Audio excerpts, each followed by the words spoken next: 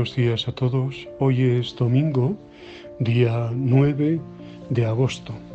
Es el domingo 19 del tiempo ordinario.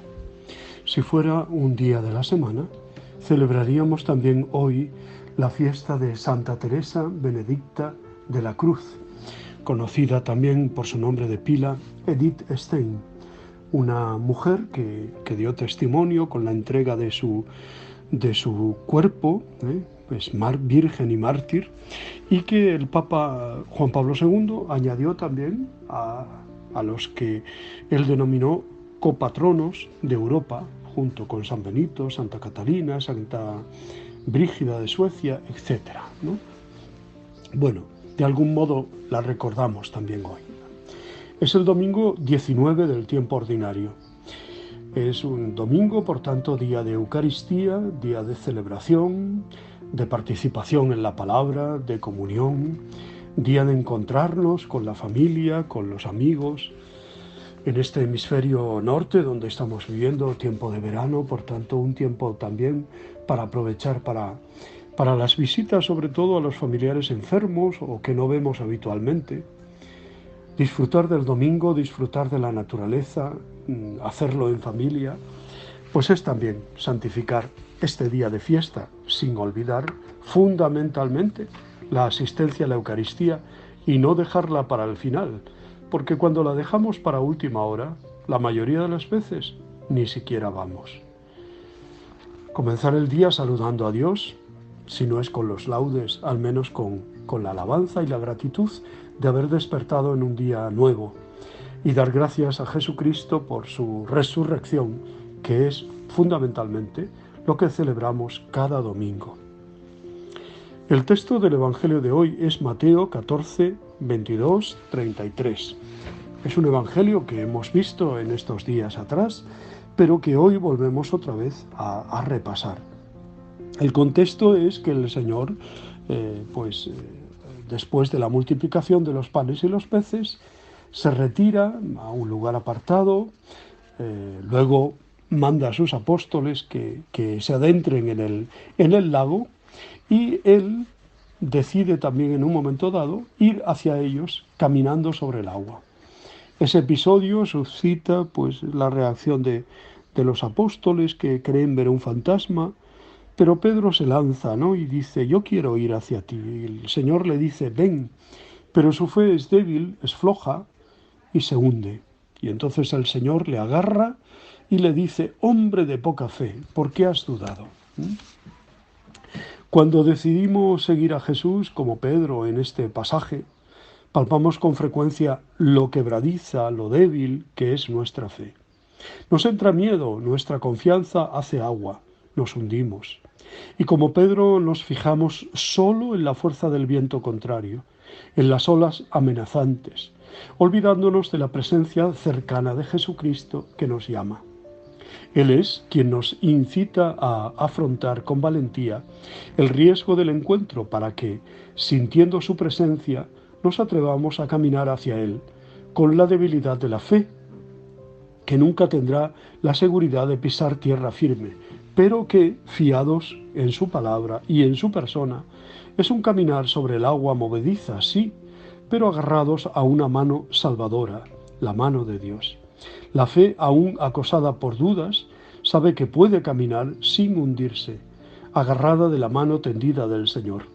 Otras veces, también a nosotros, Dios, que es siempre soberano y libre, se nos puede presentar en los momentos de paz y sosiego, como brisa, para hablarnos quedadamente al corazón, como escucharemos en la primera lectura de hoy domingo. Aprovechemos esos momentos y hagamos memoria de ellos cuando nos sobrevengan los tiempos en que hay que remar con viento contrario. Hay que tener los ojos de la fe bien abiertos para no confundir al Señor que se acerca caminando sobre las aguas con un fantasma, como les ocurre a los discípulos en el relato del Evangelio de hoy. La barca estaba ya lejos de la orilla, azotada por el viento. Como sabemos, la barca es una imagen utilizada para referirse a la Iglesia, esa Iglesia que somos tú y yo. La tempestad, el agua y la noche evocan en la mentalidad bíblica las fuerzas del mal, la angustia y la muerte. Así se presenta de manera simbólica la situación que vivía la comunidad de Mateo muchos años después de la resurrección de Jesús. El Señor parece estar lejos y ellos se encuentran a merced de poderosos vientos contrarios que amenazan su supervivencia. La escena en la que se presenta Jesús tiene lugar poco antes del amanecer. En el Antiguo Testamento, ese es el tiempo de la actuación salvadora de Dios a favor de su pueblo. Además, para los cristianos, el paso de la noche al día recordaba el momento de la resurrección del Señor.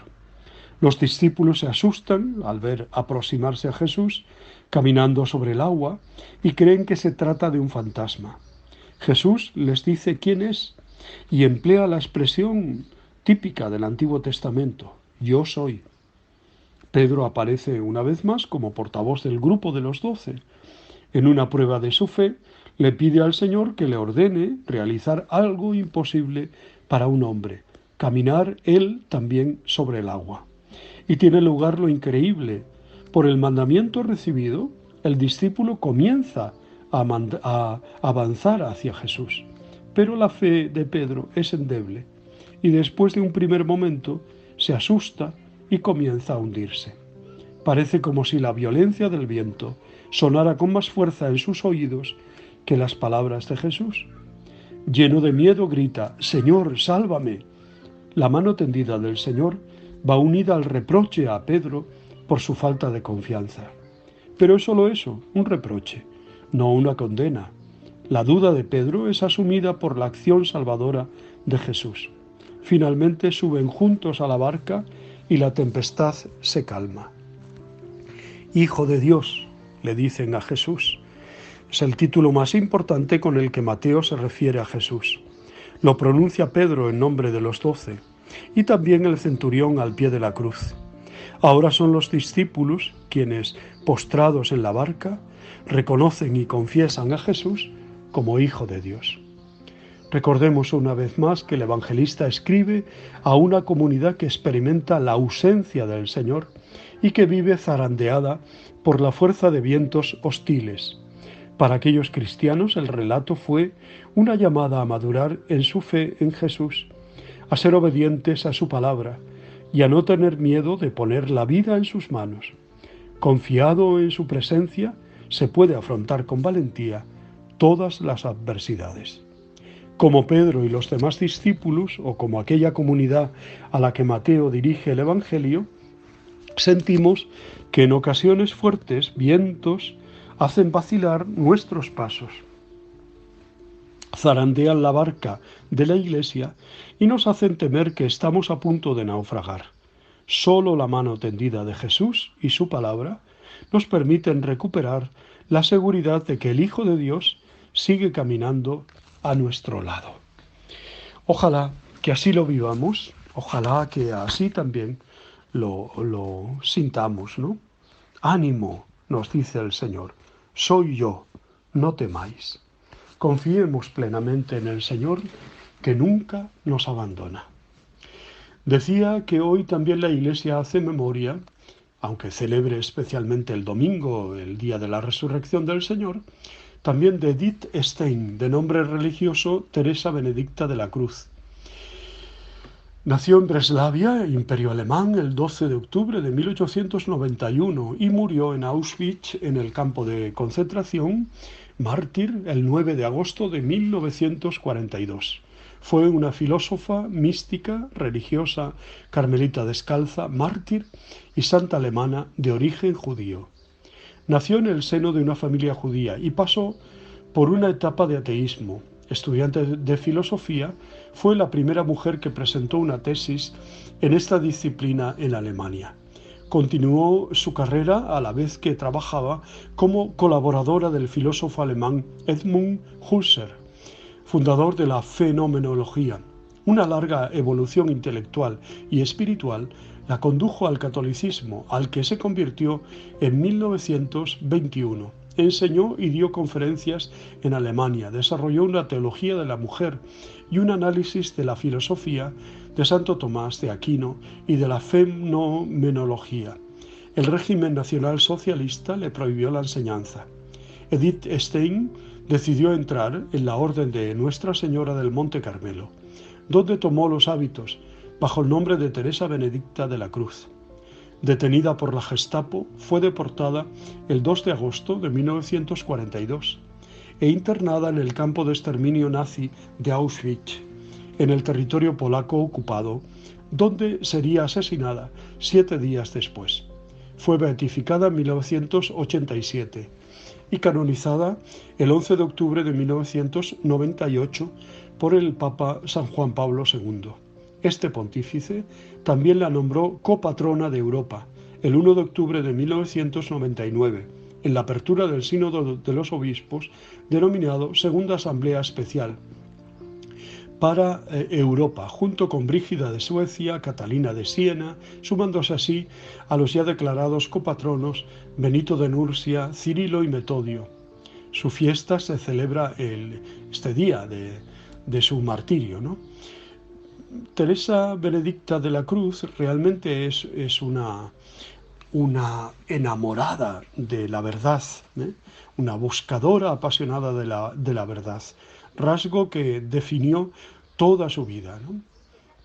Poseía una inteligencia y una intuición extraordinarias, por lo que fue una alumna brillante en todos sus estudios, ¿no? En el proceso de búsqueda se encuentra con la obra Investigaciones lógicas de quien será su maestro y admirado Edmund Husserl, el padre de la fenomenología.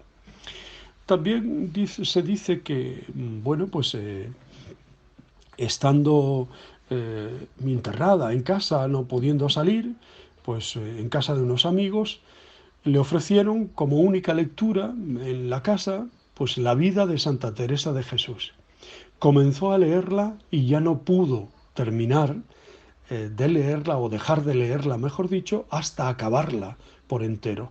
La leyó de un tirón toda la noche, ¿no? Y al acabar cerró el libro y dijo: esta es la verdad, aquí está la verdad.